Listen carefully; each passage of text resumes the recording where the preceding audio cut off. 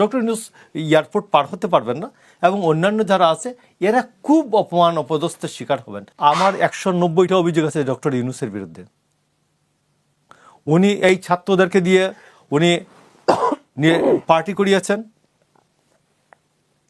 এবং তারপরে এদেরকে দিয়ে যা যা করানো দরকার নির্বাচনকে প্রলম্বিত করার জন্য এমন কোনো বিষয় নাই উনি যা করেন নাই। এবং সর্বশেষ হাদির মৃত্যুকে কেন্দ্র করে যে ঘটনাটি ঘটেছে, কেউ কেউ মনে করা হয় যে বিপ্লবী সরকারের জন্য যে হাদির এখানে লোক তো আনা হয়েছে অর্গানাইজ করে।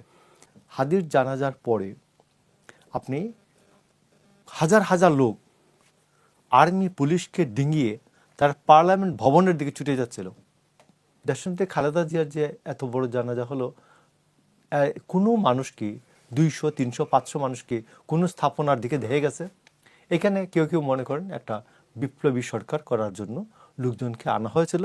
ডক্টর ইউনূসকে রাষ্ট্রপতি ডিক্লেয়ার করে একটা বিপ্লবী সরকার করুন, অথবা মাহমুদ রহমান, এই যে আমাদের উগ্র বাহাদুর রহমান মাহমুদুর রহমান, উনাকে রাষ্ট্রপতি করে ডক্টর ইউনূস প্রধানমন্ত্রী হয়ে একটা স্থায়ী বিপ্লবী সরকার করে ফেলবেন। ভালুকার দীপুচন্দ্র দাসকে হত্যা করা হয়েছে।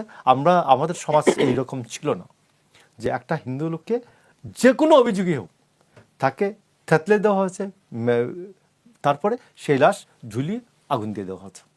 প্রধান বিচারপতিকে গত 70 বছরের 47 সালের পর থেকে এই পর্যন্ত কোনো প্রধান উপদেষ্টা, প্রধানমন্ত্রী এই অঞ্চলে প্রধান বিচারপতিকে তার বাসভবনে ডেকে পাঠান নাই।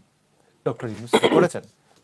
আপনার যদি 12 তারিখে নির্বাচন কোনো কারণে 12 তারিখে নির্বাচনকে ভণ্ডুল করতে যায় কেউ, তাহলে ডক্টর ইউনূস সহ ডক্টর ইউনূস এয়ারপোর্ট পার হতে পারবেন না এবং অন্যান্য যারা আছে এরা খুব অপমান অপদস্থের শিকার হবেন। বাংলাদেশের মানুষ খুব তেতিয়ে আছে, আমি আপনাকে বলব।